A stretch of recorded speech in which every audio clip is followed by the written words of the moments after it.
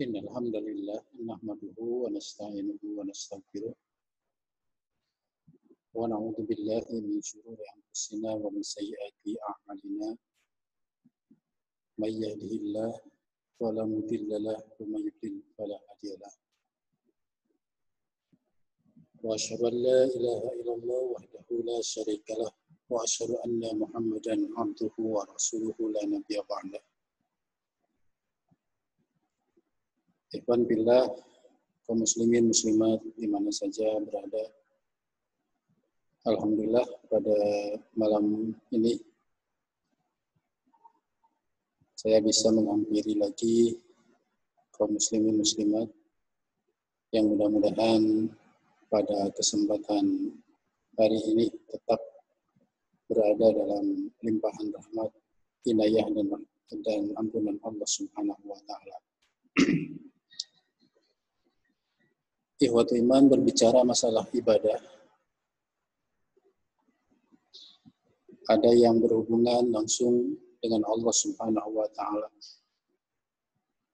Yang dalam Al-Qur'an disebut dengan hablum minallah, dan juga ada yang melalui perantaraan manusia, bahkan perantaraan makhluk Allah yang lain.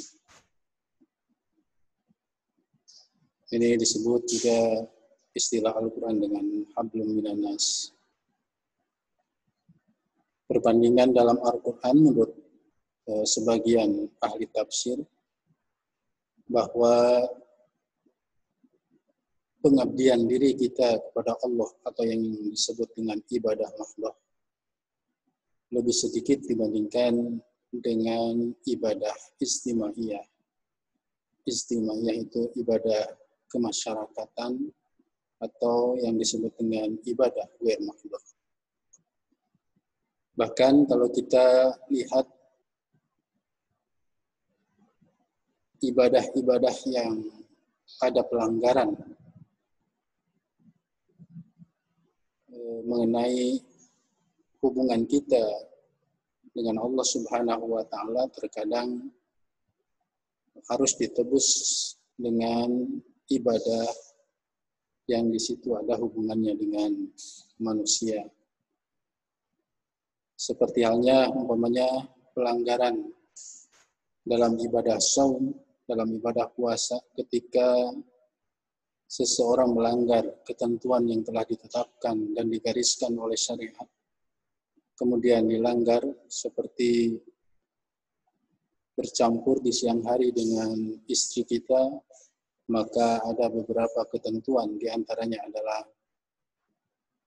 harus berpuasa 2 bulan berturut-turut.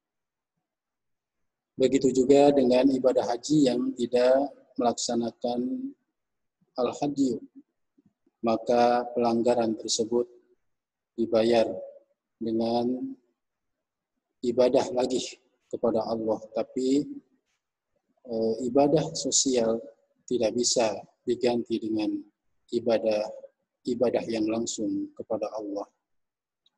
Bahkan di hari kiamat nanti, orang-orang yang melaksanakan ibadah yang langsung kepada Allah sebelumnya akan diperiksa dulu apakah sudah bebas dari ketentuan pelanggaran yang telah dilakukannya waktu di dunia, terutama hablum minannasnya. Kalau belum selesai permasalahan itu, maka tentu ini menjadi acuan, bahkan kesananya menjadi sebuah malapetaka, akan mendapatkan siksaan dari Allah Subhanahu wa taala. Dalam sebuah hadis, Rasulullah Shallallahu Alaihi Wasallam menegaskan bahwa nanti di hari Rasulullah Shallallahu Alaihi Wasallam pernah bertanya kepada para sahabat mengenai orang yang pailit, mengenai orang yang katakanlah bangkrut di hari kiamat. Ternyata kalau kita lihat dari pernyataan Rasulullah Shallallahu Alaihi Wasallam tentang orang yang pailit, mereka itulah orang-orang yang senantiasa memperhatikan ketentuan-ketentuan yang bertalian dengan hablum minallah, tapi lupa akan ibadah-ibadah yang seharusnya dijaga juga melalui perantaraan sesama hambanya. Terbukti kata Rasulullah, orang yang pailit itu adalah orang yang didatangkan nanti di hari kiamat dengan membawa pahala sholat, dengan membawa pahala siam atau puasa, dengan membawa pahala zakat, tapi ternyata di samping itu dia belum bisa disebut dengan orang yang selamat karena masih ada yang harus dilaksanakan atau yang harus ditebus mengenai kesalahan-kesalahan terutama sesama hamba Allah yakni manusia. Setelah didatangkan berbagai macam kebaikan hablum minallahnya, ternyata Rasulullah diantaranya merinci qad satama hada wa qad bahada wa akala mala hada wa daraba hada wa safaka dama hada, bahwa orang ini pernah menyakiti, pernah memukul, pernah menuduh, bahkan pernah memakan harta dengan cara yang melanggar, maka sebelumnya dia akan dipertemukan dengan orang tersebut. Bahkan akan menjadi penutup amal-amal kita kepada keburukan-keburukan atau pelanggaran-pelanggaran yang kita lakukan. Fayu'ta hadza min hasanatihi wa hadza min hasanatihi. Maka ditutupilah kekurangan itu, pelanggaran itu dengan berbagai macam kebaikan kita yang langsung kepada Allah. Tapi apabila kejelekan itu, pelanggaran itu belum bisa tertutupi, maka kejelekan orang lain bisa menimpa kepada kita. Itulah orang yang bangkrut.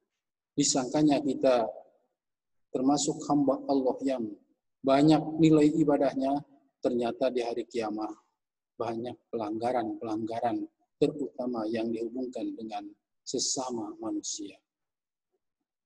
Oleh karena itu, dalam berbagai hadis, Rasulullah Shallallahu Alaihi Wasallam banyak menerangkan posisi hablum minallah ini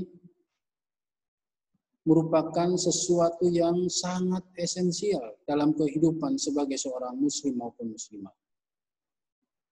Umpamanya, Rasulullah mengatakan tidak disebut orang yang beriman kepada Allah dan hari akhir jika ia makan begitu kenyang ada untuk makan sementara di sebelahnya tetangganya kelaparan.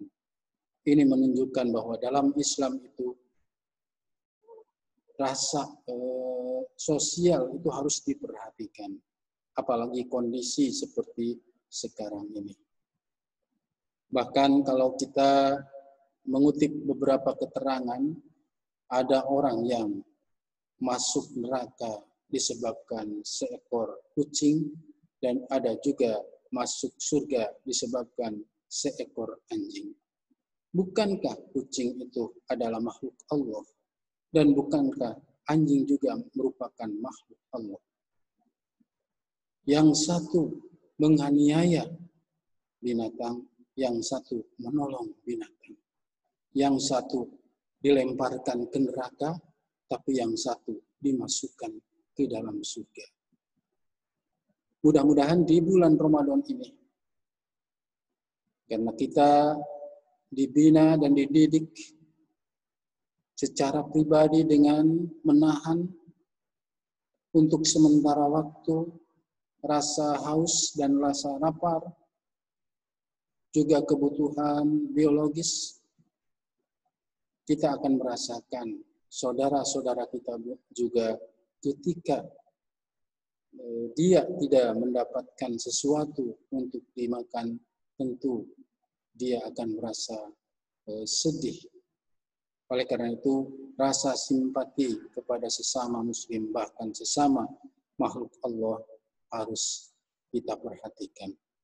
Mudah-mudahan ini menjadi tarbiyah bulan Ramadan ini, tarbiyah yang sesungguhnya karena kita dalam kondisi yang amat katakanlah memprihatinkan. Rabbana atina fid dunya hasanah wa fil akhirati hasanah wa qina adzabannar. Wassalamualaikum warahmatullahi wabarakatuh.